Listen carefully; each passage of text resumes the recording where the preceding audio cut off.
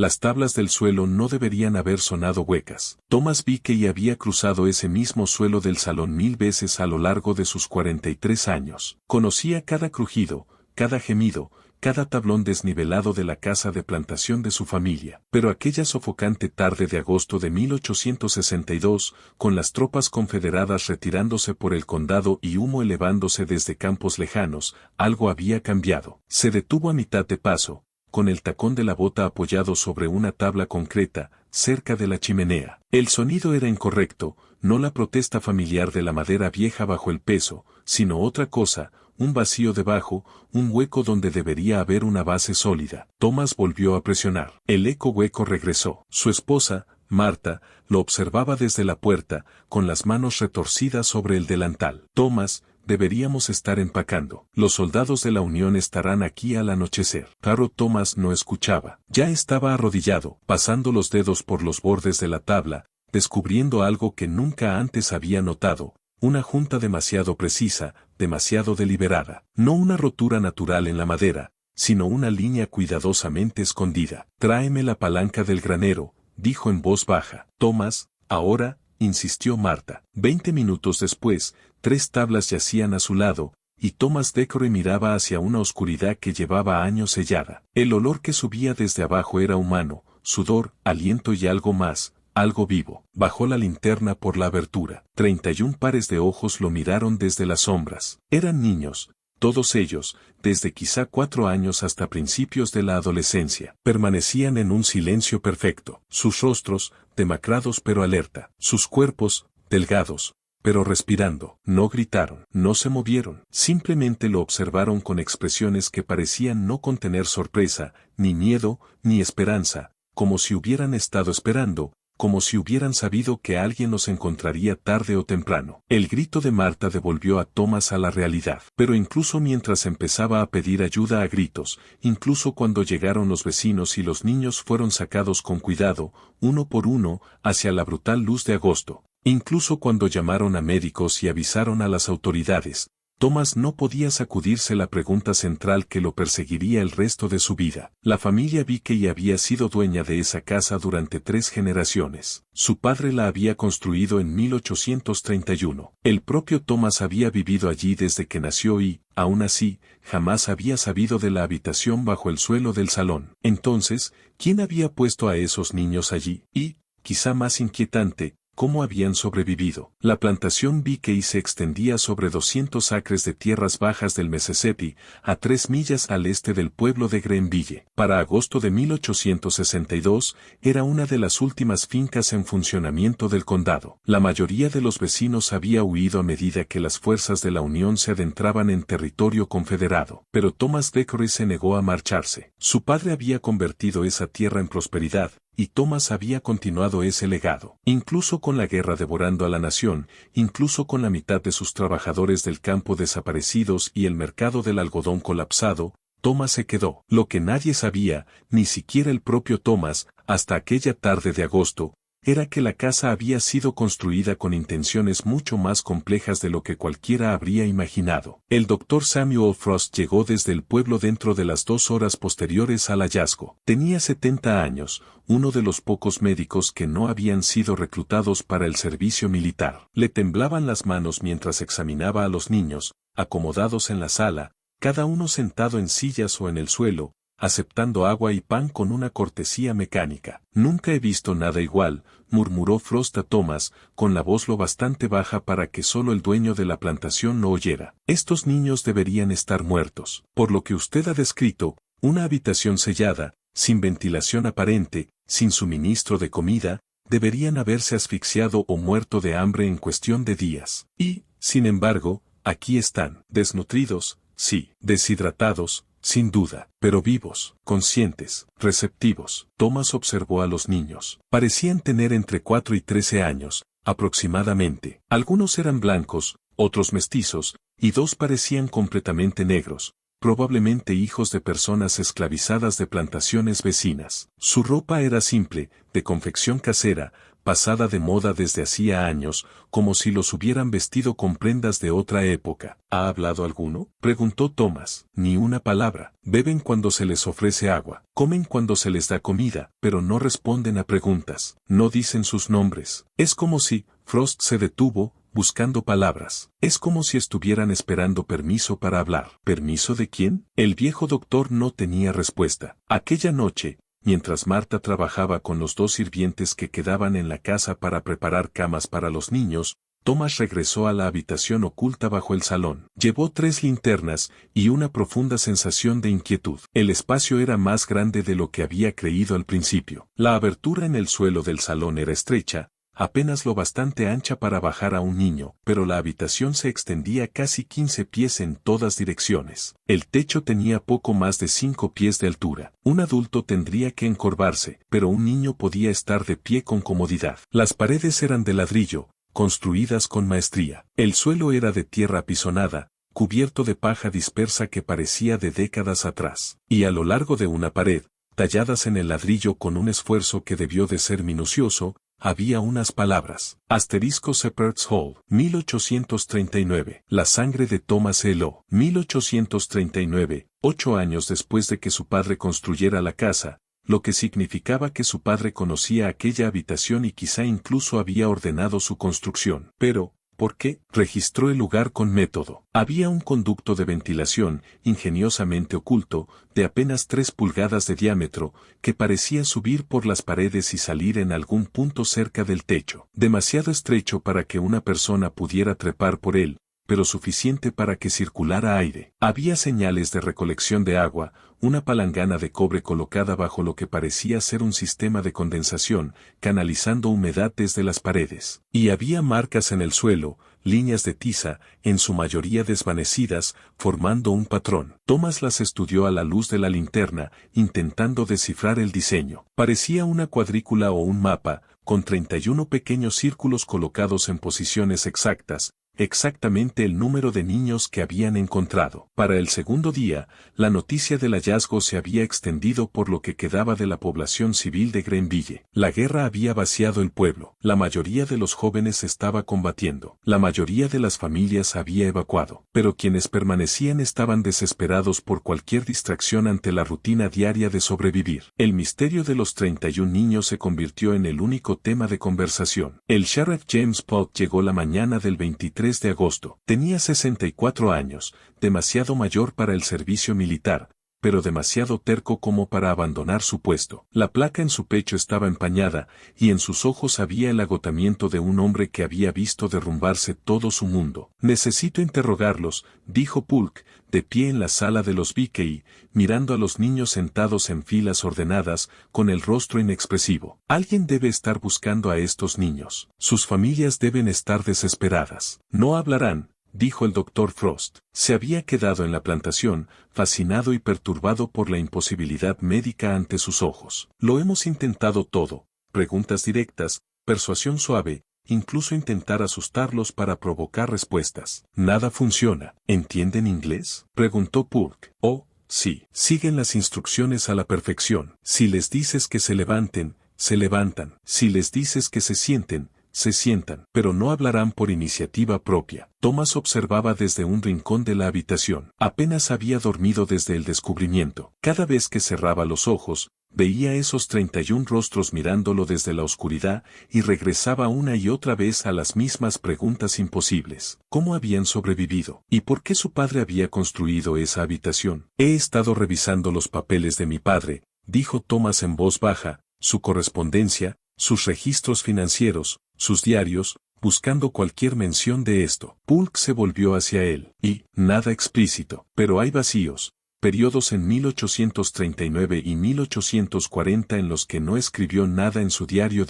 Eso era inusual en él. Era meticuloso con el registro. Y hay varios pagos hechos a un contratista de construcción de Natchez. Pagos grandes, pero sin descripción de lo que se estaba construyendo». «¿El nombre de ese contratista?», preguntó Polk. «Henry Cutler». «Pero ya hice averiguaciones. Murió en 1847. Fiebre amarilla». Polk maldijo entre dientes. «Conveniente». De pronto, Una de las niñas, de quizá 9 años, con el cabello oscuro y las mejillas hundidas, giró la cabeza y miró directamente a Thomas. Sus ojos eran grises, inquietantemente claros. Sostuvo su mirada durante varios segundos, y Thomas sintió que algo frío le descendía por la espalda. Luego, sin cambiar la expresión, la niña metió la mano en el bolsillo de su vestido gastado y sacó algo pequeño. Se lo tendió a Thomas, el brazo extendido, la mano abierta. Era una moneda de plata oscurecida. Thomas cruzó la habitación y la tomó de su palma. El metal estaba frío, pese a haber estado contra su cuerpo. Le dio la vuelta con los dedos. Era un real español fechado en 1792, y grabadas en un lado, apenas visibles, había unas iniciales. *J. V. B.K.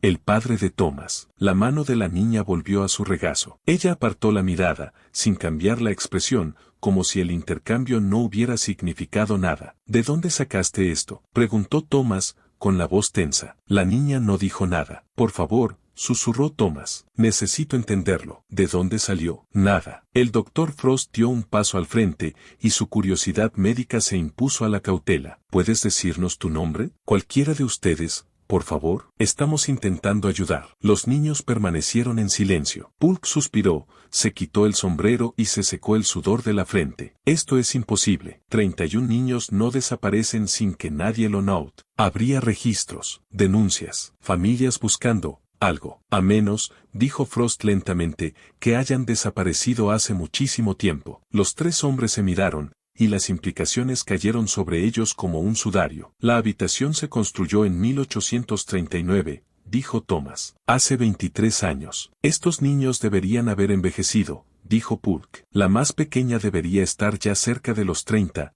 añadió Thomas. La mayor tendría 30 y tantos, pero siguen siendo niños. Eso es médicamente imposible, susurró Frost. Entonces, expliquen lo que estamos viendo. Nadie pudo. Martha Bickey fue quien encontró el libro de cuentas. Estaba limpiando el desván, preparando la casa por si había que evacuar, si las tropas de la Unión resultaban hostiles, cuando descubrió un panel falso en la parte trasera de un viejo armario. Detrás había un libro encuadernado en cuero, manchado de agua y con moho, pero aún en gran parte legible. Lo bajó sin abrirlo, con el instinto diciéndole que lo que estuviera escrito dentro debía leerlo primero su marido. Thomas llevó el libro a su despacho y cerró la puerta con llave. Cuando salió 3 horas después, su rostro tenía color de ceniza. Thomas, dijo Marta, tocándole el brazo. ¿Qué pasa? Él no pudo mirarla a los ojos. Mi padre, que Dios lo perdone. Mi padre formó parte de algo terrible. Esa noche, con el Sheriff Polk y el Dr. Frost presentes,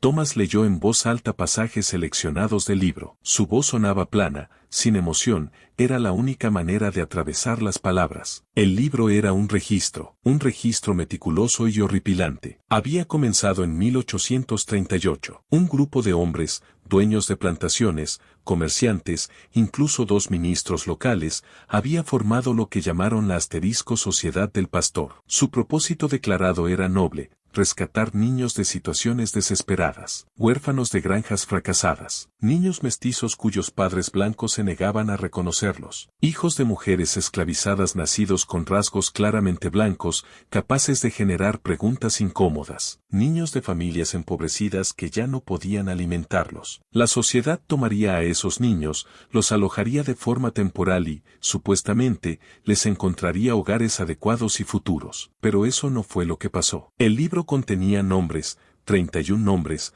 para ser exactos, cada uno con una fecha de adquisición y una breve descripción. Mary Catherine, 7 años, adquirida en marzo de 1839, hija de trabajadores del río fallecidos, sin parientes conocidos. William, 5 años, adquirido en abril de 1839, herencia mixta, madre fallecida en el parto. Samuel Joseph, 10 años, adquirido en junio de 1839, huérfano cuando su padre murió en una disputa de taberna. La lista continuaba. 31 niños, todos adquiridos entre marzo de 1839 y enero de 1841, todos registrados como sin conexiones familiares viables, todos convenientemente olvidados por una sociedad que ya tenía suficientes problemas propios. Y luego, tras el nombre número 31, una última entrada en la letra de John Thackeray. La Shepherd's Hold está completa. Los niños están asegurados. Que Dios perdone lo que hemos hecho en su nombre. El proyecto permanecerá sellado hasta el momento apropiado. Se han dejado instrucciones con HC para una activación futura. HC, dijo Thomas, con la voz hueca. Henry Cutler, el contratista. ¿Qué significa hasta el momento apropiado? Exigió Polk. ¿Apropiado para qué? No lo sé. No hay nada más. Ahí termina el libro. El Dr. Frost se había puesto pálido. ¿Me está diciendo que estos niños fueron encerrados en esa habitación hace 23 años y, de algún modo, quedaron preservados? Le estoy diciendo lo que el libro dice, respondió Thomas, pero los niños que hemos examinado no son 23 años mayores de lo que deberían. Son exactamente las edades que aparecen aquí. Una niña de 7 años de 1839 sigue teniendo 7 años hoy. Eso está más allá de la medicina, susurró Frost, más allá de la naturaleza misma. Thomas dejó el libro con cuidado, como si pudiera hacerse añicos. Hay una cosa más. En la última página hay una anotación. Dice, la Shepherd's Hold opera según principios descubiertos por E. H. en Charleston, 1822. Documentación adicional depositada en fideicomiso en el Charleston Institute of Natural Philosophy. ¿E. H? Preguntó Polk. No tengo idea. Marta había estado escuchando desde la puerta. Ahora habló, con la voz apenas por encima de un susurro. ¿Qué ocurrió con los otros miembros de esa sociedad? Los otros hombres implicados. Thomas la miró a los ojos. Según mi investigación, todos muertos. Mi padre murió en 1851. Los 2 ministros murieron en la epidemia de fiebre amarilla de 1853. Los otros plantadores, distintas causas. Accidente de casa, insuficiencia cardíaca, neumonía. El último murió hace solo 2 años. Todos muertos, dijo Polk lentamente, y el secreto murió con ellos. Excepto que no murió, espetó Marta, con los ojos clavados en los niños silenciosos, porque los niños seguían ahí abajo, esperando. ¿Esperando qué? Nadie tenía una respuesta. En los días siguientes, Thomas se obsesionó con comprender las marcas de tiza del suelo de la habitación oculta. Pasó horas bajo tierra copiando el patrón en papel, intentando descifrar su sentido. Los 31 círculos estaban dispuestos en una formación específica, no era aleatoria, no era caótica. Había una lógica en su colocación, aunque Thomas no lograba captarla. El Dr. Frost se unió a él el 4º día después del descubrimiento. El anciano se movía despacio, con las articulaciones quejándose mientras descendía por la abertura estrecha del suelo del salón. Debería verlos, dijo Frost, sentándose sobre la tierra apisonada. Los niños están empezando a cambiar. Thomas alzó la vista de sus bocetos. ¿Cambiar cómo? Están envejeciendo, más bien, están alcanzando el tiempo perdido. Es sutil. La mayoría no lo notaría, pero los examino 2 veces al día. Los más pequeños muestran señales de crecimiento. Crecimiento real. Uno de los chicos ha ganado casi media pulgada de altura desde que los encontramos, y su conducta está variando. Están más receptivos, más presentes. ¿Están hablando? Todavía no, pero creo que lo harán pronto. Lo que sea que los mantenía suspendidos está perdiendo efecto. Thomas volvió a mirar el patrón de tiza. Esta formación, la he comparado con todo lo que se me ocurre. Patrones de rotación de cultivos, formaciones militares, mapas de constelaciones. Nada encaja. Quizá no está pensada para encajar con nada externo, sugirió Frost. Tal vez es interna, un patrón diseñado solo para este propósito específico. ¿Qué propósito? Exigió Thomas. ¿Qué intentaban lograr? Frost guardó silencio durante un largo instante. Cuando habló, su voz era inquieta. He ejercido la medicina durante 45 años. He visto cosas que desafían la explicación, enfermedades que no deberían existir, recuperaciones que contradicen la lógica. Pero esto, Thomas, ¿y si su padre y sus asociados tropezaron con algo real? ¿Algo capaz de suspender el desarrollo humano? ¿Detener el tiempo en un ser vivo? Eso es imposible, tan imposible como lo que estamos presenciando, y sin embargo, aquí estamos. Thomas dejó los papeles. En el libro hay una anotación sobre alguien llamado E. H. en Charleston, 1822, y el Charleston Institute of Natural Philosophy. Conozco el instituto, dijo Frost. Era una organización de investigación activa en las décadas de 1820 y 1830, centrada en ciencias no convencionales, el tipo de cosas que los académicos respetables no tocarían. Lo cerraron en 1837 tras algún tipo de escándalo. ¿Qué clase de escándalo?, preguntó Thomas. No recuerdo los detalles, admitió Frost, pero había rumores, experimentación humana, intentos de manipular procesos naturales. Esos susurros que hacen que echen a un hombre de la ciudad. Thomas sintió de nuevo esa certeza helada asentándose en su interior. Mi padre estaba experimentando con esos niños, dijo. Quizá creyó que los estaba salvando. El libro dice que rescataban niños de situaciones desesperadas. ¿Y si pensaban que los preservaban hasta un tiempo mejor, encerrándolos en un agujero bajo tierra durante 23 años? Frost no respondió. Esa noche, por fin, uno de los niños habló. Fue la niña de cabello oscuro que le había dado la moneda a Thomas. Estaba sentada en el salón con los demás, comiendo una cena modesta de pan y caldo, cuando de pronto alzó la vista hacia Marta y dijo, con una voz oxidada por el desuso: ¿Dónde está el pastor? La habitación quedó en silencio. Todos se quedaron mirando. Marta se arrodilló junto a la silla de la niña. ¿Qué dijiste, cariño? ¿Dónde está el pastor? Repitió la niña. Sus ojos grises estaban más claros ahora, más enfocados. Nos dijo que volvería. Lo prometió. Cuando fuera el momento adecuado, regresaría por nosotros. ¿Quién es el pastor?, preguntó Marta con suavidad. El hombre que nos trajo aquí. El hombre que dijo que estaríamos a salvo, que dormiríamos, y que cuando despertáramos todo sería mejor. La expresión de la niña titubeó, fue la primera señal de emoción que alguien veía en ella. Pero nada es mejor. El mundo sigue enfermo. Podemos sentirlo. Thomas entró en la sala, con el corazón golpeándole el pecho. ¿Cómo te llamas? La niña lo miró. Mary Catherine. Tengo 7 años. Y he tenido 7 años durante muchísimo tiempo. Cuando Mary Catherine habló,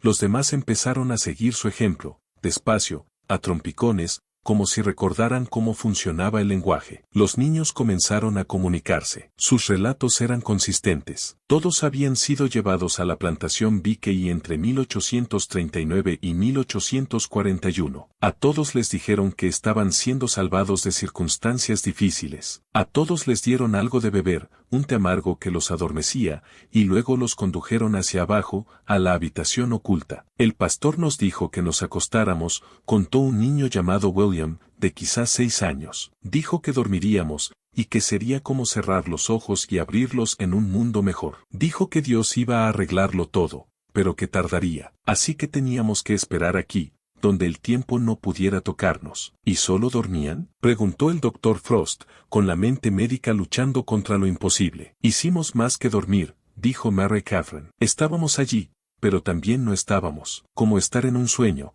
pero sabiendo que sueñas. A veces oíamos cosas, voces arriba, pasos, pero no podíamos movernos. No podíamos despertarnos. No hasta que el suelo se abrió y entró la luz. El sheriff Polk había estado tomando notas. Ahora alzó la mirada, con el rostro sombrío. ¿Ese pastor les dijo alguna vez su verdadero nombre? Los niños negaron con la cabeza. ¿Pueden describirlo? Viejo, dijo Mary Catherine, con el cabello blanco y una voz amable. Vestía bien, olía a tabaco y a menta. Thomas sintió que el estómago se le retorcía. Era su padre. John Decory siempre llevaba caramelos de menta en los bolsillos y fumaba en pipa. Cada noche nos visitaba, añadió otra niña. Se llamaba Sarah. Antes de que nos durmiéramos, nos leía la Biblia. Nos decía que éramos especiales, que nos habían escogido para algo importante. ¿Escogidos para qué?, preguntó Thomas. Nunca lo dijo del todo, respondió Sarah. Solo que íbamos a ayudar a construir un mundo mejor. Un mundo sin la enfermedad que lo estaba destruyendo todo. El Dr. Frost se inclinó hacia adelante. ¿Qué enfermedad? Los niños intercambiaron miradas,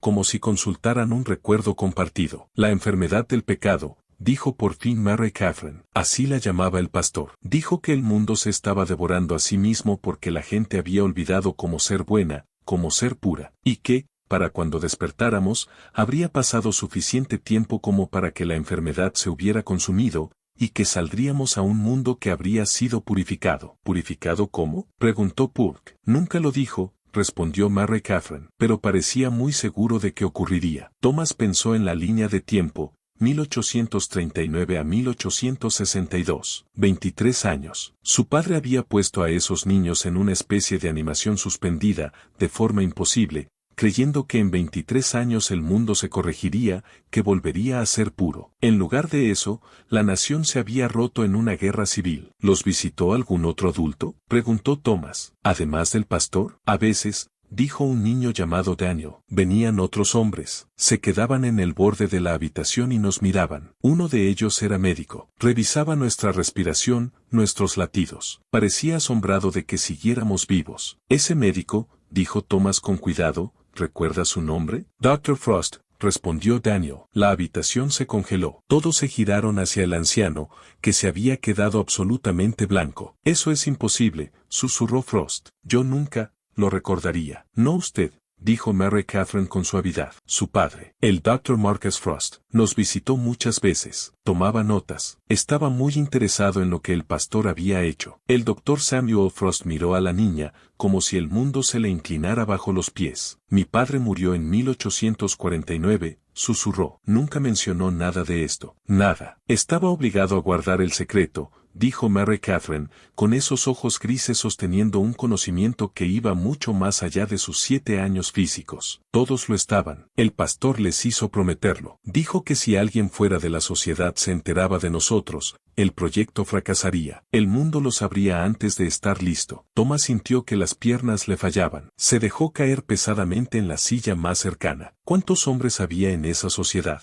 7. Dijo William. El pastor hablaba de 7 miembros. Los llamaba los 7 pilares. 7 hombres que preservarían a los inocentes hasta que la purificación se completara. El Sheriff Polk consultó el libro de cuentas que Thomas le había entregado. Según esto, los 7 miembros eran John Thackeray, Marcus Frost, el reverendo William Hayes, el reverendo Thomas Pritchard, el propietario de plantación Edmund Cordell, el comerciante George Brannan y el abogado Charles Whitfield. Todos muertos, dijo Thomas en voz baja. Cada uno de ellos. No del todo, dijo el Dr. Frost lentamente, aún pálido por la revelación sobre su padre. Charles Whitfield tuvo un hijo, Stephen Whitfield. Sigue vivo, hasta donde sé. Se mudó a Vicksburg hace años, pero estaba aquí durante los primeros días de la guerra. Polk se puso de pie al instante. Necesito hablar con él. Si alguien conoce toda la verdad sobre lo que esos hombres estaban haciendo, no sabrá nada, lo interrumpió Mary Catherine. El sheriff se quedó inmóvil,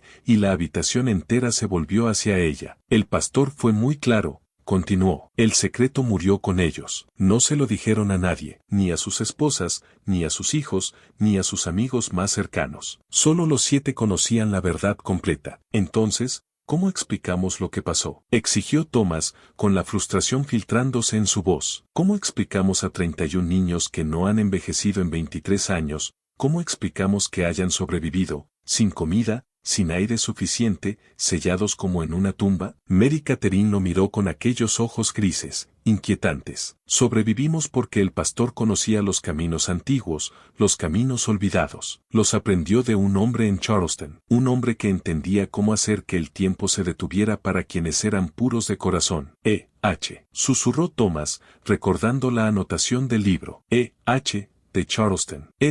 Dijo Mary Catherine. Así lo llamaba el pastor. Nunca nos dijo el apellido, pero decía que había encontrado algo en libros viejos, conocimiento antiguo, cómo conservar la vida más allá de su duración natural, cómo evitar que la inocencia sea corrompida por el tiempo. El Dr. Frost negó con la cabeza con violencia. Esto es una locura. Estás describiendo algo que no existe, que no puede existir. Y, sin embargo, existimos, respondió Mary Catherine con sencillez. Nosotros, que deberíamos estar muertos y estamos vivos. Nosotros, que deberíamos ser adultos y seguimos como éramos. No puede negar lo que ve frente a usted, doctor. El viejo médico no encontró respuesta. Thomas pasó los siguientes 3 días registrando cada rincón de la casa. Si su padre se había carteado con aquel misterioso Ezra en Charleston, tenía que haber cartas, documentos, algo que explicara lo imposible. Los encontró en el lugar más obvio, escondidos a plena vista, la Biblia de su padre. La Biblia familiar había estado en el estante del despacho durante más de una década, intocada desde la muerte de John Thackeray. Thomas nunca había pensado en revisarla con atención. Ahora, al abrirla con manos temblorosas, descubrió un compartimento secreto tallado dentro de las gruesas páginas del Antiguo Testamento. Dentro había 7 cartas, dobladas y selladas con cera, ya cuarteada por el tiempo. Las cartas estaban fechadas entre 1837 y 1839. Todas provenían del mismo remitente. *E. Harper. Charleston Institute of Natural Philosophy. Charleston, South Carolina. Thomas las llevó al comedor, donde esperaban el Sheriff Polk, el Dr. Frost y Marta. Con todos observándolo, abrió la primera carta y leyó en voz alta. Asterisco 15 de junio de 1837. Mi estimado señor B.K., le escribo en respuesta a su consulta sobre la preservación de la inocencia en una época de decadencia moral. Sus inquietudes reflejan las de muchos hombres reflexivos que ven la degradación de la sociedad y se preguntan qué puede rescatarse para las generaciones futuras. Usted pregunta si es posible proteger a los puros de la corrupción del tiempo. Le digo que no solo es posible, sino que lo he logrado mediante métodos antiguos y modernos. He descubierto cómo suspender los procesos naturales que rigen el desarrollo humano, no la muerte, pues eso sería una abominación, sino una forma de preservación, un sueño sagrado, si así lo desea. La ciencia es compleja, pero el principio es simple. Ciertos compuestos, administrados en dosis precisas junto con condiciones ambientales específicas, pueden ralentizar las funciones metabólicas del cuerpo hasta niveles casi imperceptibles. El sujeto permanece vivo, respirando, con el corazón latiendo, pero a un ritmo tan reducido que el tiempo mismo parece perder su dominio. Lo he probado en animales con un éxito notable. La pregunta, entonces, es, ¿nos atrevemos a intentarlo con sujetos humanos? Y, de ser así, ¿con qué propósito? Usted mencionó su preocupación por los niños huérfanos y abandonados de su región, niños destinados a vidas de degradación y sufrimiento. ¿Y si, en cambio, pudiéramos preservarlos hasta que la sociedad se haya corregido, hasta que la enfermedad moral haya pasado y un mundo mejor los espere? Creo que esto no solo es posible, sino necesario. Estos niños podrían ser nuestro regalo al futuro, nuestra contribución a un mundo purificado. Si su interés es sincero, reúna a hombres de convicción semejante, hombres de fe y de recursos, hombres dispuestos a hacer lo difícil al servicio de lo correcto. Espero su respuesta con gran expectación. A su servicio por un futuro mejor. Es de Harper. La sala quedó en silencio cuando Thomas terminó de leer. Alzó la vista y encontró a todos mirándolo con expresiones de horror. Estaba loco, susurró Marta. Ese es de Harper estaba completamente loco, y mi padre le creyó. La mandíbula de Thomas se tensó. Sí, dijo con amargura. Mi padre le creyó. Abrió la segunda carta. Asterisco 3 de septiembre de 1837. Mi estimado señor B.K., me complace saber que ha reunido a otros 6 caballeros de calidad para unirse a esta empresa sagrada. El número 7 es significativo,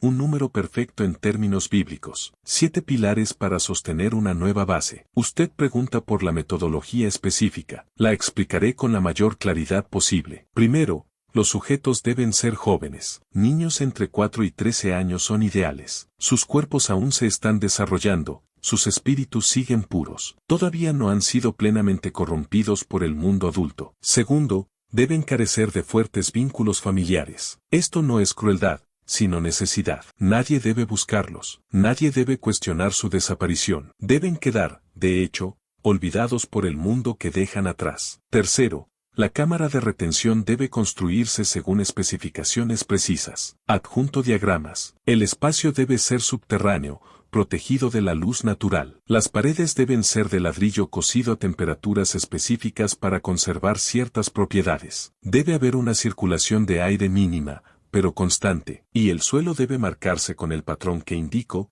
31 posiciones, ni más ni menos. ¿Por qué 31? Porque es el número que he calculado que puede sostenerse en una sola cámara de las dimensiones descritas. Más sobrecargaría el sistema, menos sería desperdiciar el esfuerzo. El compuesto en sí se deriva de varias fuentes, ciertos hongos que solo se encuentran en cuevas profundas, una raíz de la selva sudamericana, minerales de formaciones geológicas específicas, mezclados en proporciones exactas y administrados como té, inducirán el estado que he descrito. He preparado suficiente compuesto para su proyecto. Llegará en un envío separado, cuidadosamente embalado, una dosis por niño. Una vez administrado, y con los sujetos en posición, la cámara debe sellarse, completamente sellada. No debe entrar luz. Ningún sonido desde arriba debe penetrar. Deben existir en aislamiento perfecto. ¿Cuánto tiempo pueden permanecer en este estado? Mis cálculos sugieren décadas, quizás más. El tiempo lo dirá. Cuando usted crea que el mundo ha cambiado lo suficiente,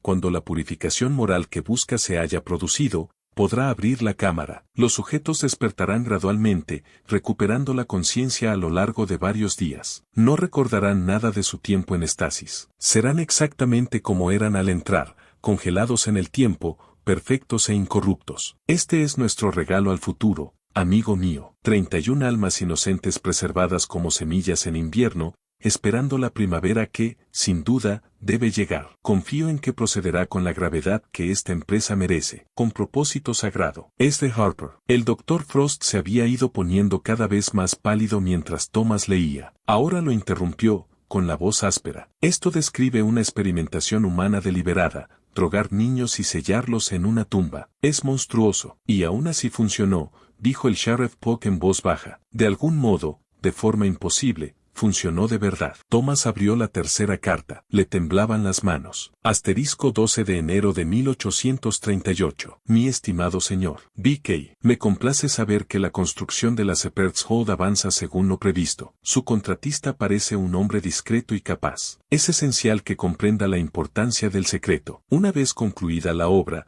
sería lamentable que comentara el proyecto con otros. Usted expresa inquietud por las implicaciones morales de lo que emprendemos. Le preocupa que estemos jugando a ser Dios, que estemos interfiriendo con la ley natural. Permítame abordar esas preocupaciones directamente. ¿Qué es más moral?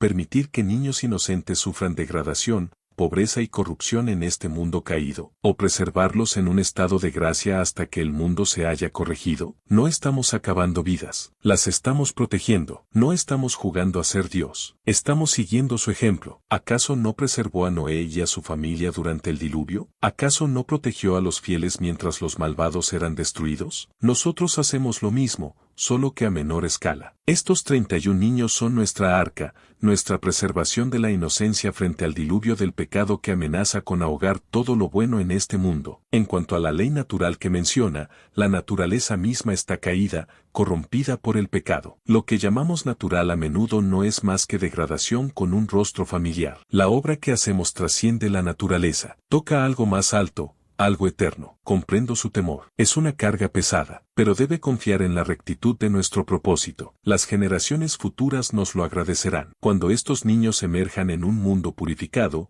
serán los primeros ciudadanos de una era mejor. Continúe su labor. Reúna a los sujetos. Prepare la cámara. Y tenga fe en que lo que hacemos, lo hacemos al servicio de una visión más grande que nosotros mismos. Con convicción inquebrantable. Es de Harper. Lo está manipulando, dijo Marta, con la voz tensa de rabia. Este Harper se aprovecha de la fe de tu padre, retuerce las escrituras para justificar algo atroz. Thomas asintió lentamente. Mi padre era devoto, profundamente devoto. Si alguien le presentó esto como una misión sagrada, como una manera de salvar almas inocentes, se quedó sin voz, incapaz de terminar. La cuarta carta era más corta. Asterisco 20 de marzo de 1839. Mi estimado señor B.K., el compuesto ha sido enviado. Debería recibirlo en el plazo de 15 días. Manéjelo con extremo cuidado. Las sustancias no son peligrosas en su forma preparada, pero deben mantenerse alejadas del calor y la luz. Instrucciones de administración. Mezcle un vial con té tibio o leche. El sabor será amargo, pero tolerable. El sujeto debe beber toda la mezcla. Los efectos comenzarán en 30 minutos. Primero somnolencia, luego una calma profunda y, finalmente, el descenso a la estasis. Este proceso es indoloro. Una vez que todos los sujetos hayan recibido sus dosis, colóquelos en la cámara siguiendo el patrón. Esto es crucial. Cada niño debe situarse exactamente como indica el diagrama. El patrón no es arbitrario. Forma una especie de red, donde cada posición sostiene a las otras. Si siquiera un niño es colocado de forma incorrecta, todo el sistema puede fallar. Selle la cámara solo después de que todos estén en posición y muestren signos de estasis profunda. Su respiración debe ser casi imperceptible. Su piel debe sentirse fresca al tacto, pero no fría. Ese es el estado correcto. Una vez sellada, no abra la cámara durante al menos 20 años. Este es el tiempo mínimo requerido para que el mundo comience su sanación. Puede esperar más si considera que la purificación es incompleta. Anote la fecha del sellado en sus registros personales y,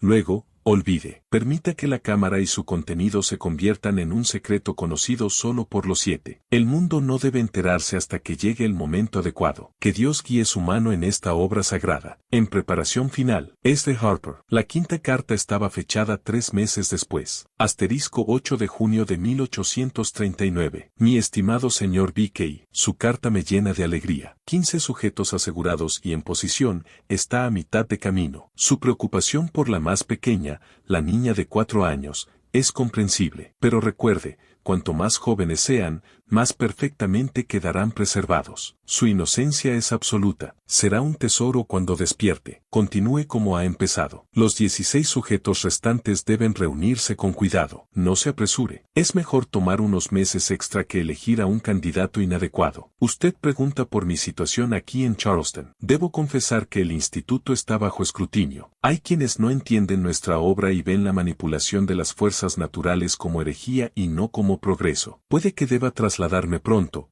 pero esto no afecta a nuestro proyecto. La Shepherd's Hall funcionará independientemente de mis circunstancias. Si debo abandonar Charleston, le haré saber mi nueva ubicación. Aunque espero que, para cuando necesite contactarme de nuevo, para cuando esté listo para abrir la cámara, me haya establecido en otro lugar y nuestra obra haya dado frutos más allá de lo que los escépticos podrían imaginar. Permanezca firme, amigo mío. Estamos haciendo la obra de Dios, sin importar lo que digan las mentes pequeñas. Con propósito en lucha. Es de Harper. La sexta carta era breve y urgente. Asterisco 2 de noviembre de 1839. Señor B.K. El instituto ha sido clausurado. Hubo un incidente, un malentendido relacionado con uno de nuestros experimentos. Las autoridades han incautado nuestros registros y equipo. Me marcho de Charleston esta noche. No intente contactarme. No mencione mi nombre a nadie. Por el bien del proyecto, debemos cortar toda conexión. Complete la Shepherd's Hall por su cuenta. Tiene todo lo necesario. Confíe en el proceso. Confíe en el patrón. Los niños dormirán y despertarán cuando sea el momento adecuado. Esta es mi última carta. Quémela tras leerla. Queme todas mis cartas. No deje pruebas de nuestra correspondencia. Que el futuro sea más amable con nuestra obra de lo que lo ha sido el presente.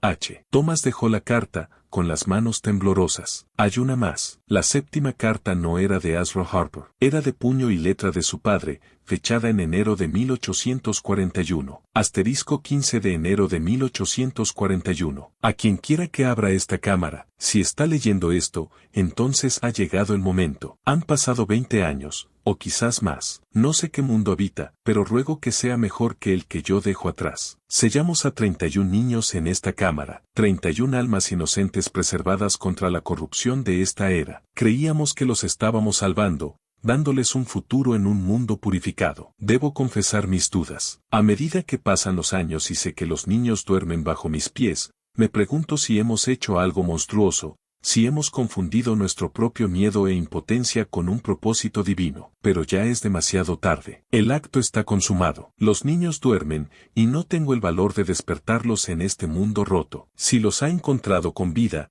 entonces el proceso funcionó. La ciencia imposible de Ezra Harper realmente operó. Los niños han sido preservados. Usted debe decidir qué hacer con ellos. No puedo guiarlo. Solo puedo decirle sus nombres, sus historias, y suplicarle perdón por lo que hemos hecho. Que Dios tenga misericordia de nuestras almas. John B.K. La sala permaneció en silencio durante largo rato después de que Thomas terminara de leer. Por fin, el Sheriff Polk habló. Tu padre se arrepintió. Al final supo que lo que hizo estaba mal, dijo Thomas con amargura, pero no abrió la cámara, no los liberó. Los dejó allí 23 años. Tenía miedo, dijo el Dr. Frost en voz baja, miedo de lo que el mundo les haría si salían, y quizá miedo de lo que tendría que confesar si alguien descubría la verdad. Mary Catherine había estado en la puerta, escuchando. Ahora entró en la habitación. Varios niños la siguieron.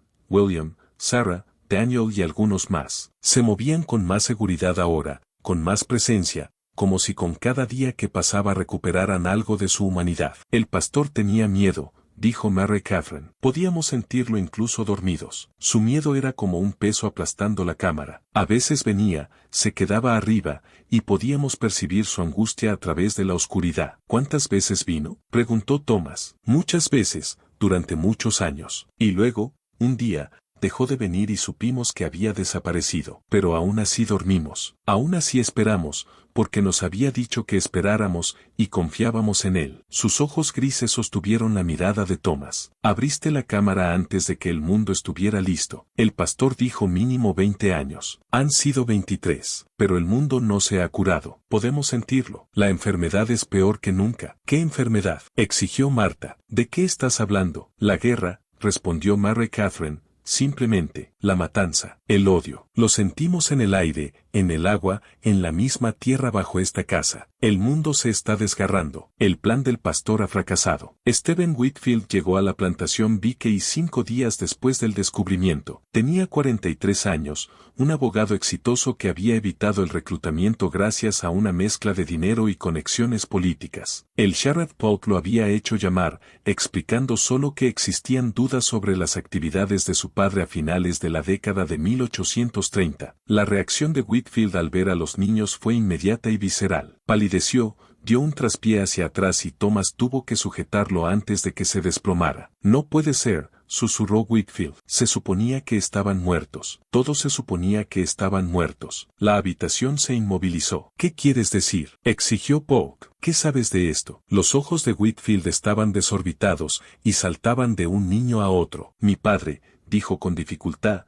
me lo contó en su lecho de muerte hace 3 años. Estaba delirando por la fiebre, diciendo cosas sin sentido. Pensé que eran alucinaciones, sueños de morfina, pero no dejaba de hablar de los niños, de los 31 niños dormidos. Decía que había sido un error, que los 7 intentaron jugar a ser Dios y fracasaron. ¿Qué más dijo?, insistió Thomas. Whitfield se dejó caer en una silla, con la cara entre las manos. Dijo que les dieron algo, un compuesto de un loco en Charleston. Se suponía que los preservaría durante 20 años. Solo 20, y después debían despertar de forma natural. La cámara, de algún modo, activaría su despertar. Pero han pasado 23 años, dijo el Dr. Frost. Exacto, murmuró Whitfield alzando la vista. Sus ojos estaban embrujados. Mi padre decía que si no despertaban al cumplirse los 20 años, significaba que el compuesto había fallado, que estaban muertos, pero sus cuerpos se habían preservado, cadáveres que parecían vivos,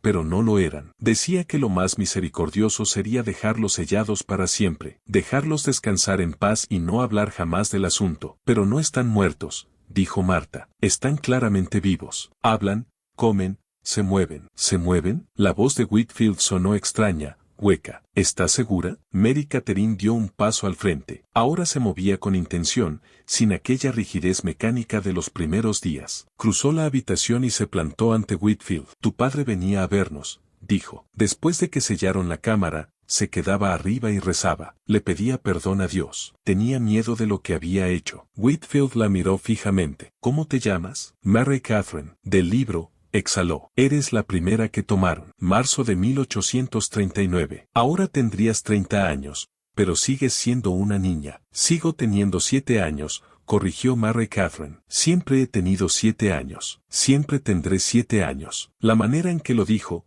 tan simple, tan definitiva, recorrió la sala como un escalofrío. ¿Qué quieres decir?, preguntó el Dr. Frost con cautela. Estás envejeciendo ahora. Lo hemos observado. Estás creciendo, desarrollándote. En unos años serás una joven. Mary Catherine sonrió. No era una sonrisa tranquilizadora. Ustedes están viendo cómo recuperamos los años perdidos. 23 años de tiempo suspendido. Pero cuando alcancemos la edad que deberíamos tener, cuando nuestros cuerpos coincidan con nuestros años reales, volveremos a detenernos. Tendremos 30 años, o 35, o 27, la edad que exijan nuestras matemáticas, y entonces nos quedaremos así para siempre. Eso es imposible, dijo Whitfield. Nosotros somos imposibles, respondió Mary Catherine. Somos contradicciones vivientes, niños que han vivido décadas. Inocencia preservada en un mundo de pecado. El compuesto nos cambió, nos convirtió en algo que ya no es del todo humano. El Dr. Frost se levantó de golpe. Necesito examinarlos a todos, en serio. Exámenes médicos, análisis de sangre. Necesito entender qué está pasando con sus cuerpos. No encontrará nada,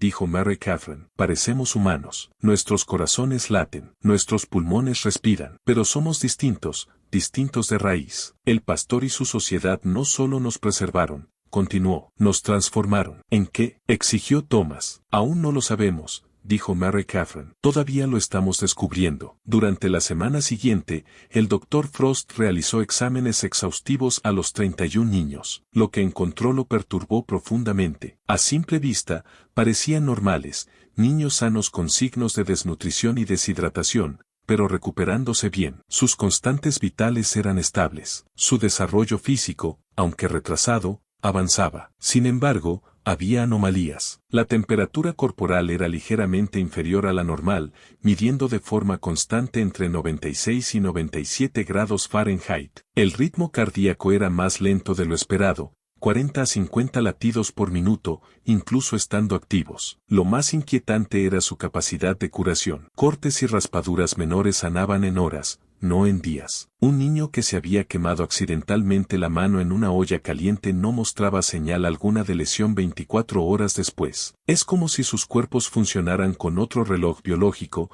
explicó Frost a Thomas y al Sheriff Polk. Todo va más lento a nivel celular, pero, paradójicamente, ciertos procesos, como la curación, se aceleran. Es contradictorio, imposible. Y, sin embargo, aquí estamos. ¿Podría este compuesto, preguntó Thomas, lo que sea que Ezra Harper creara, tener efectos permanentes? No lo sé, respondió Frost, con la voz vacía. Nunca he visto nada parecido. Si tuviera acceso a la fórmula original, quizá podría entenderlo. Pero Harper desapareció. El instituto fue clausurado, y lo más probable es que los registros se destruyeran. El Sheriff Polk había estado haciendo averiguaciones a través de los contactos que aún le quedaban en las fuerzas del orden. He averiguado más sobre el incidente del Instituto de Charleston, dijo. En 1837 hubo un escándalo relacionado con sujetos de prueba humanos. El instituto realizaba experimentos con pacientes indigentes del hospital de la ciudad, intentando tratar diversas afecciones con compuestos experimentales. Varios pacientes murieron. A Harper nunca lo acusaron formalmente,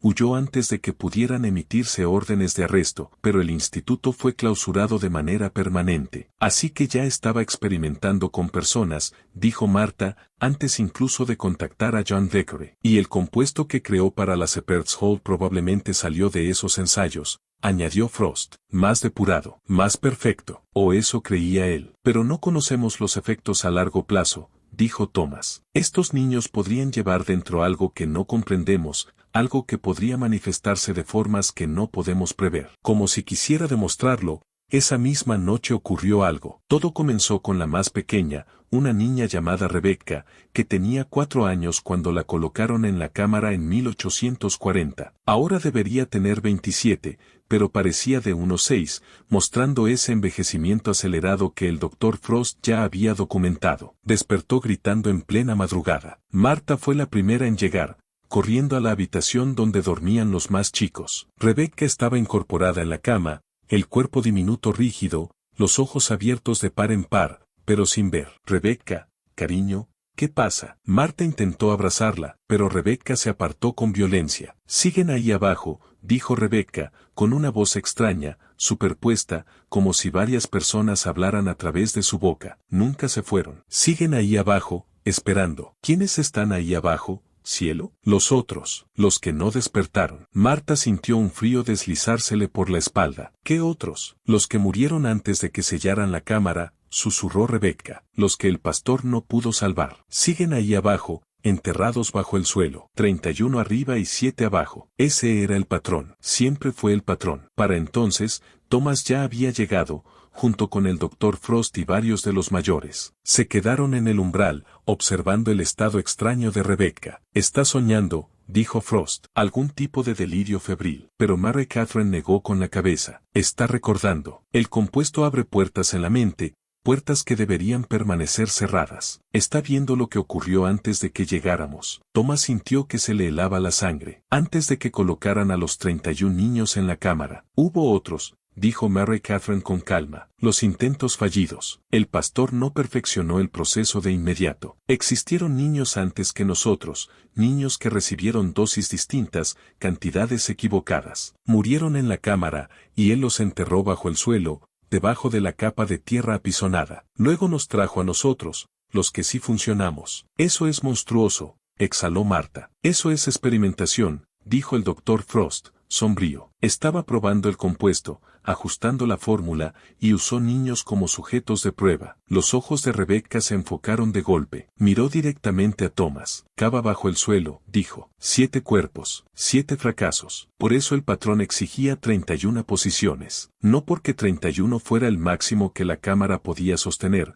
sino porque 31 más 7 son 38, un conjunto completo, los fallidos y los preservados, los muertos y los durmientes, todo era parte del gran diseño del pastor. Entonces se desplomó, inconsciente. El doctor Frost corrió hacia ella, comprobándole el pulso y la respiración. «Está viva», dijo. «Ahora duerme con normalidad. Pero tiene la temperatura alta y el ritmo cardíaco acelerado». «¿Qué demonios le pasó?», exigió Thomas. Mary Catherine respondió. «El despertar no es lineal. A medida que salimos de los 23 años de estasis, aparecen ecos, recuerdos que no son nuestros, sensaciones de la propia cámara». Rebecca vio el pasado. Vio lo que el pastor enterró antes de traernos a dormir. «¿Esto les va a pasar a todos ustedes?», preguntó Thomas. «Probablemente», dijo Mary Catherine. «Estamos conectados. La cámara nos convirtió en una red. Lo que uno experimenta, tarde o temprano lo sentimos todos. Es cuestión de tiempo». Thomas miró a la niña dormida, luego a Mary Catherine y después al suelo bajo sus pies. «Si hay cuerpos enterrados bajo el piso de la cámara», dijo, «tenemos que saberlo. Tenemos que documentarlo todo, por la verdad, aunque sea solo por eso». El Sheriff Polk asintió con dureza. «Organizaré una excavación. Con las primeras luces de mañana». Cavaron con cuidado, de forma metódica. Thomas, el Sheriff Polk y 3 vecinos de confianza trabajaron dentro de la cámara oculta, mientras el Dr. Frost supervisaba desde arriba, y los niños permanecían en la casa, lejos de la excavación. El suelo de tierra apisonada era más duro de lo que esperaban. Quienquiera que hubiera enterrado los cuerpos, John Decory y sus asociados, seguramente, había hecho un trabajo minucioso. Pero, tras 3 horas de cavar, la pala de Thomas golpeó algo sólido. No era hueso, era madera. Retiraron la tierra con cuidado y apareció una caja de madera, del tamaño aproximado de un ataúd, pero más pequeña, tamaño de niño. A Thomas le temblaban las manos al sacarla del suelo. Era más liviana de lo que esperaba. Lo que hubiera dentro se había secado con las décadas, desecado por el ambiente subterráneo. La llevaron al salón. El Dr. Frost la abrió mientras los demás miraban. Dentro había el esqueleto de un niño, quizá de 6 o 7 años. Los huesos estaban colocados de manera natural, como si lo hubieran acostado con cuidado. En las manos esqueléticas, apretado, había un papel, protegido de la descomposición por una tela encerada que lo envolvía. Frost despegó el papel con sumo cuidado. Era una nota, escrita con la letra de John Decory. «Samuel, 6 años. Primer intento. Murió 3 horas después de la administración. Demasiado compuesto. Que Dios me perdone». Las palabras quedaron suspendidas en el aire como una sentencia. Ese mismo día encontraron 6 cajas más. 6 niños más. 6 notas más. Elizabeth, 5 años. Segundo intento. Murió durante la noche. Aún demasiado compuesto. Michael, 8 años. Tercer intento. Pareció exitoso 2 días y luego expiró de repente. Dosis todavía incorrecta. Patricia, 7 años. Cuarto intento. Sobrevivió 4 días en estasis. Encontrada muerta al revisar. Compuesto aún no perfeccionado. James, 10 años. Quinto intento. La respiración se detuvo tras una semana. Ajustar proporción del compuesto. Catherine, 9 años. Sexto intento. Sobrevivió 2 semanas. Mostró signos de despertar. Murió durante la emergencia. Dosis aún imperfecta. Robert, 6 años. Séptimo intento. Murió durante la administración. Reacción violenta. La fórmula debe cambiarse de manera significativa. 7 niños. 7 fracasos. Todos enterrados bajo el suelo de la cámara antes de que los 31 sujetos exitosos fueran llevados a la casa. Thomas se sentó en el piso del salón, rodeado de cajas, notas y la evidencia incontestable de los crímenes de su padre. «Los asesinó», dijo Thomas, con la voz quebrándose. «Experimentó con ellos hasta dar con la fórmula correcta. Y luego selló a 31 niños más en esa tumba. Intentaba perfeccionar un milagro», dijo el Dr. Frost en voz baja, «y estaba dispuesto a sacrificar a quien hiciera falta para lograrlo». El rostro del Sheriff Polk parecía tallado en piedra. «Esto supera cualquier cosa que haya visto. Tenemos pruebas de múltiples asesinatos, conspiración, experimentación humana, pero todos los responsables están muertos. No hay a quien arrestar, no hay a quien procesar, excepto los niños», dijo Marta desde el umbral. Había estado escuchando, el rostro pálido. «Los 31 niños que sobrevivieron son evidencia viva de lo que se hizo. También son víctimas», saltó Thomas. «No han hecho nada malo». «No digo que lo hayan hecho», respondió Marta, «pero el mundo va a querer saber de ellos, qué son, cómo sobrevivieron. Y cuando la historia salga, porque va a salir, Los van a estudiar, a examinar, a tratar como rarezas en vez de como personas. Mary Catherine apareció junto a Marta. Thomas se dio cuenta de que había estado allí todo el tiempo, escuchando, observando, siempre observando. El pastor enterró sus errores, dijo Mary Catherine, pero no podía enterrar la verdad para siempre. Ahora ya sabes lo que somos, no milagros, no inocentes benditos preservados por gracia divina. Somos los experimentos que salieron bien, los que sobrevivimos a las pruebas, los que aceptamos el compuesto mientras otros morían gritando. Eso no es culpa tuya, dijo Thomas con firmeza. No, respondió Mary Catherine, pero es nuestra realidad. Somos el producto de un asesinato, y tendremos que vivir con ese conocimiento el tiempo que existamos. Son décadas o siglos, llevaremos esta verdad dentro. ¿Siglos? Polk la miró con brusquedad. ¿Qué quieres decir? Mary Catherine sonrió. Aquella sonrisa inquietante otra vez. El Dr. Frost documentó nuestra curación extraña, dijo, nuestro metabolismo más lento, nuestra temperatura corporal más baja. El compuesto no solo nos preservó durante los 23 años en la cámara, alteró nuestra biología de forma permanente. Puede que no envejezcamos de manera normal, puede que ni siquiera envejezcamos cuando alcancemos nuestros años cronológicos. Aún no lo sabemos, pero sospechamos. ¿Sospechas que son inmortales?, susurró Frost. No immortals, corrigió Mary Catherine. Podemos herirnos, probablemente puedan matarnos, pero envejecer, morir de viejo, de forma natural, tal vez eso ya no aplique. El pastor quería preservar la inocencia para siempre. Puede que lo haya logrado con más profundidad de la que imaginó. La noticia del hallazgo solo podía contenerse durante un tiempo. Para finales de agosto, los rumores ya corrían por todo el condado. Tropas de la Unión, al llegar a Greenville como parte de su avance por Mississippi, oyeron la historia y enviaron a un oficial a investigar. El mayor Robert Sinclair tenía 35 años, soldado de carrera de Connecticut. Había combatido en varias campañas y se consideraba difícil de impresionar. Pero entrar en la plantación BKI y ver a 31 niños que afirmaban haber estado sellados bajo tierra durante 23 años los sacudió hasta el fondo. «Esto es algún truco confederado», le dijo al Sheriff Polk. «¿Propaganda o un engaño?» «Ojalá lo fuera», respondió Polk, «pero lo he documentado todo. Tengo el libro de cuentas, las cartas de Charleston, los 7 cuerpos que exhumamos, y el testimonio de los propios niños. Esto es real». Sinclair examinó la cámara oculta, leyó la correspondencia, entrevistó a varios niños, incluida Mary Catherine. Poco a poco, a regañadientes, aceptó que lo que estaba viendo escapaba a una explicación racional. «El gobierno de los Estados Unidos va a querer saber de esto», dijo al fin. «Esto tiene implicaciones más allá de esta plantación, más allá de esta guerra. Si lo que me dicen es cierto, si estos niños fueron puestos con éxito en algún tipo de animación suspendida, entonces la ciencia detrás de esto podría cambiarlo todo. Solo las aplicaciones militares». «No», Thomas dio un paso al frente, con la voz dura. «Estos niños no son activos militares, no son experimentos, son personas que ya han sufrido demasiado. Entiendo su instinto protector, señor BKI», dijo Sinclair, «pero esto es más grande que sus sentimientos personales. Esto podría salvar vidas. Si pudiéramos replicar lo que se hizo aquí». «Mató a 7 niños antes de tener éxito con 31, interrumpió Marta. «¿Estaría dispuesto a matar a docenas más en nombre de replicarlo?» Sinclair no tuvo respuesta. El mayor Sinclair ordenó que los niños fueran trasladados a una instalación médica militar en Memphis. Thomas y Marta protestaron con furia,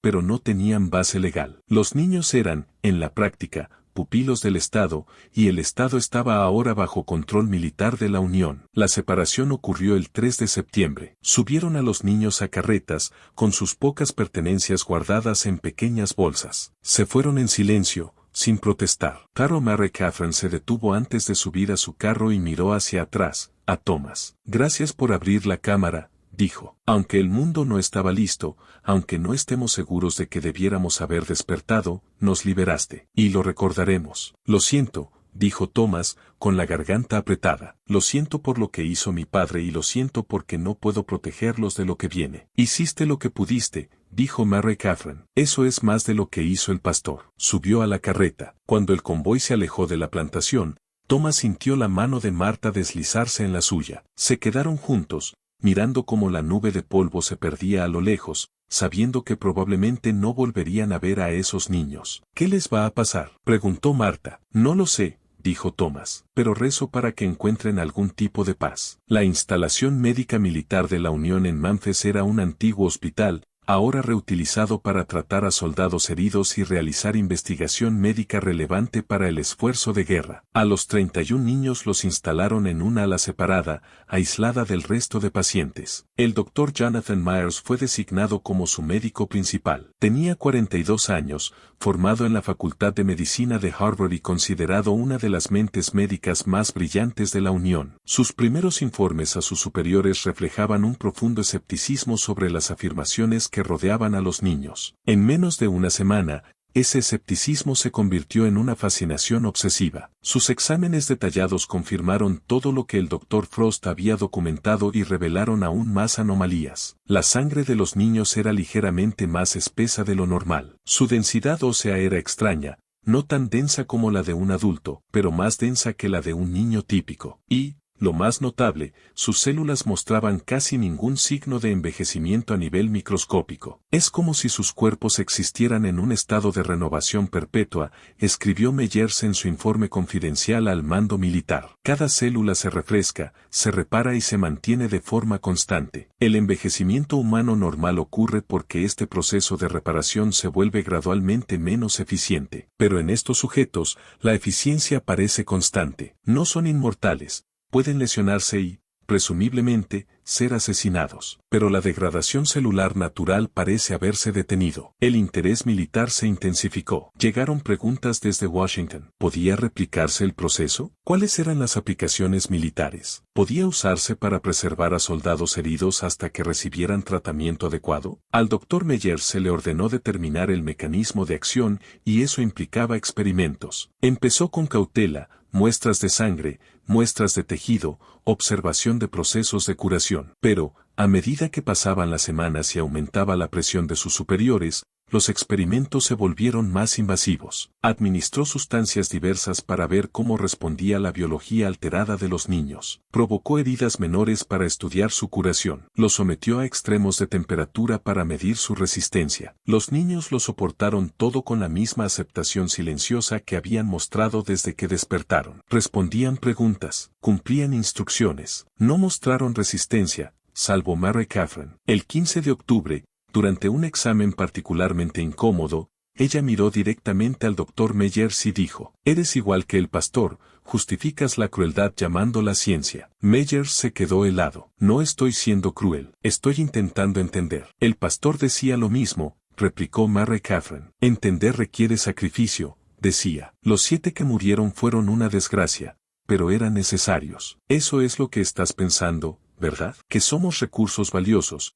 que un poco de sufrimiento ahora podría salvar muchas vidas después. Estas pruebas no les están causando un daño significativo», dijo Meyers. «Nos están haciendo perder la poca humanidad que nos queda», dijo Mary Catherine. «Nos estamos convirtiendo en especímenes, en objetos, igual que fuimos objetos para el pastor, inocencia que preservar, herramientas para su visión de un mundo mejor». Meyers dejó los instrumentos. «¿Qué quieres que haga? ¿Ignorar el valor potencial de entender su condición? Quiero que nos trates como personas», dijo Mary Catherine, «no como curiosidades médicas. No pedimos esto, no nos ofrecimos para hacer experimentos. Éramos niños robados de situaciones desesperadas y transformados en cosas que ya no son del todo humanas. Y ahora, en lugar de dejarnos descubrir que somos en nuestros propios términos, nos estudian, nos prueban, nos tratan como animales en un laboratorio». El doctor no tuvo respuesta. Esa noche, Mary Catherine habló con los otros niños. Se reunieron en la sala grande donde dormían,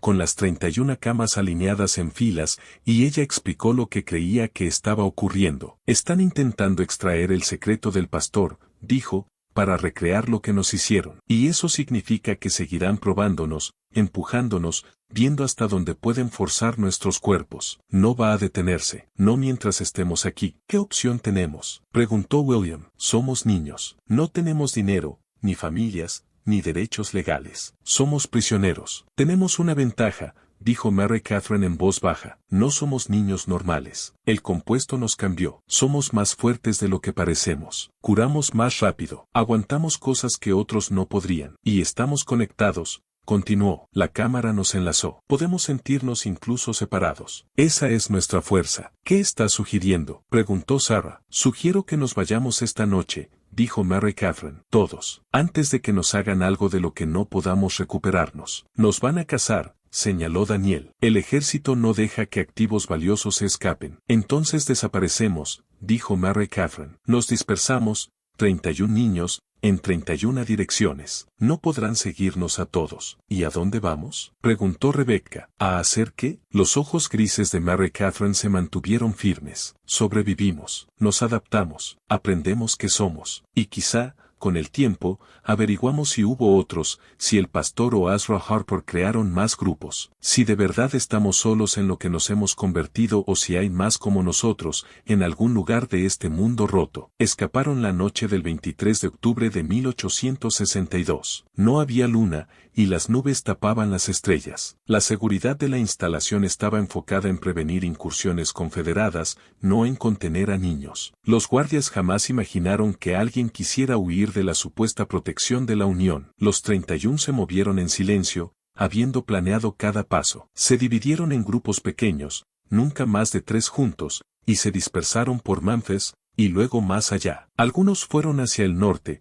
rumbo a Illinois, otros hacia el oeste, hacia Arkansas. Unos pocos se dirigieron al sur, de vuelta hacia Mississippi. Habían acordado no dejar rastro, usar nombres distintos, mezclarse en el caos de la América en guerra, donde los niños desplazados eran comunes y los registros, poco fiables. Para cuando el Dr. Meyers descubrió a la mañana siguiente que faltaban, ya estaban repartidos por 3 estados. El ejército inició una investigación. Enviaron patrullas de búsqueda. Circularon descripciones. Pero en el caos de 1862, con ejércitos moviéndose por todo el país y poblaciones civiles en flujo constante, 31 niños desaparecidos terminaron siendo apenas una tragedia más entre miles. El mayor Sinclair escribió en su informe final: los sujetos desaparecieron durante la noche del 23 de octubre. Pese a extensos esfuerzos de búsqueda, no se ha encontrado rastro. Considero que probablemente perecieron por exposición, hambre o violencia. La guerra ha vuelto esta región extremadamente peligrosa para niños sin protección. Recomiendo cerrar la investigación y concentrar recursos en el esfuerzo bélico. Pero Sinclair no creía sus propias palabras. En una carta privada a un amigo, escribió: esos niños no eran normales. Lo que les hicieron los convirtió en algo distinto. No creo que hayan muerto. Creo que están ahí fuera, sobreviviendo de maneras que no podemos imaginar. Y no estoy seguro de si eso es reconfortante o aterrador. Thomas Bickey murió en 1871, 9 años después de descubrir la cámara oculta. Nunca supo qué fue de los 31 niños. Pasó el resto de su vida documentando todo lo que había presenciado, reuniendo un registro completo de la implicación de su padre en la Shepherd Society. Antes de morir, donó toda su investigación a la Biblioteca del Congreso con instrucciones estrictas. Los documentos debían permanecer sellados durante 50 años y no abrirse hasta 1921, cuando, con suerte, habría pasado suficiente tiempo como para que la verdad pudiera examinarse sin histeria. Marta lo sobrevivió 12 años. Nunca volvió a casarse. En sus últimos años contactó orfanatos y hogares infantiles por todo el sur, intentando encontrar cualquier rastro de los niños que habían sido tomados en 1839. No encontró ninguno. Era como si nunca hubieran existido. El Dr. Samuel Frost vivió hasta 1879. Sus diarios médicos, hallados tras su muerte, contenían extensas notas sobre la condición de los niños. Los médicos modernos que los han leído siguen desconcertados. Algunos los descartan como una ficción elaborada. Otros se preguntan si Frost documentó algo genuinamente extraordinario. El sheriff James Polk sobrevivió la guerra y la reconstrucción. Murió en 1883, llevándose sus secretos a la tumba. Sus registros oficiales nunca mencionaron la cámara oculta ni a los niños. De cara a su legado público, nada inusual ocurrió jamás en la plantación Bickey. La casa ardió en 1891. Un incendio de origen desconocido la consumió por completo. Cuando nuevos dueños reconstruyeron en el lugar, hallaron la cámara oculta durante la excavación. Para entonces, la historia ya era leyenda local, un cuento de fantasmas sobre niños que dormían bajo la tierra. Nadie lo tomó en serio. Pero a finales del siglo XIX y a comienzos del XX, aparecieron informes dispersos por Estados Unidos, niños extraños que no parecían envejecer, que llegaban a pueblos, Se quedaban poco tiempo y luego desaparecían, que mostraban habilidades inusuales, curándose rápido de heridas, sobreviviendo a condiciones que deberían haberlos matado, demostrando un conocimiento que no encajaba con su apariencia. La mayoría de esos relatos se desestimó como folclore, historias exageradas, cuentos para entretener. Pero, de vez en cuando, surgía un detalle específico, la descripción de una niña de ojos grises que se llamaba Mary Catherine y decía tener 7 años, aunque la gente juraba haber visto a alguien idéntica 20 años antes. Exactamente igual. Un chico llamado William que hacía trabajos ocasionales en pueblos del oeste, sin quedarse más de unos meses, marchándose siempre antes de que empezaran a preguntar por qué nunca crecía. Una niña llamada Sarah que apareció en un orfanato de Chicago en 1885 diciendo tener 8 años. La encargada juraba haber visto a esa misma niña en ese mismo orfanato en 1870, con la misma edad. ¿Eran esos los niños de la Shepherd's Hall o simples coincidencias? ¿La mente humana creando patrones donde no los hay? Nadie pudo afirmarlo con certeza. En 1921,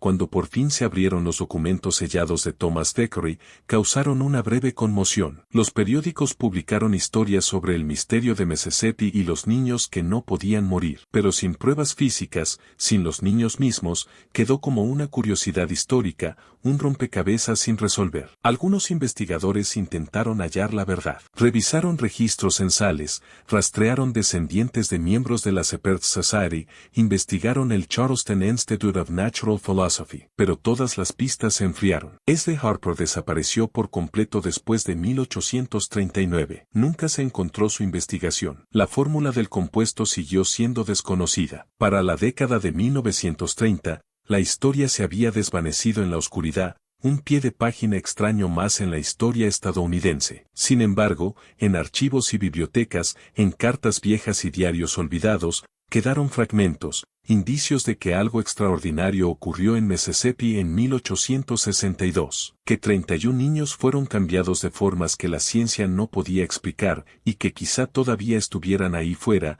viviendo vidas que se estiraban a través de décadas y que, con el tiempo, abarcarían siglos. La Shepherd's Hall fue un intento de preservar la inocencia hasta que el mundo se curara a sí mismo, pero el mundo nunca se curó. La purificación moral que John Thackeray y sus asociados esperaban jamás llegó. Los niños despertaron en una nación en guerra consigo misma y luego se dispersaron en un mundo que siguió roto. ¿Qué ocurrió con ellos después de 1862 sigue siendo desconocido? Pero a veces, en registros históricos, en fotografías antiguas, en relatos transmitidos de generación en generación, aparecen destellos, pistas de personas que no envejecen de forma normal, que aparecen y desaparecen, que cargan secretos de otra época, tal vez aún estén ahí fuera. 31 semillas dispersas de un experimento fallido. 31 testigos inmortales de un mundo que nunca se vuelve puro. Todavía esperando una purificación que nunca llegará, todavía con 7 años, o 10, o 13,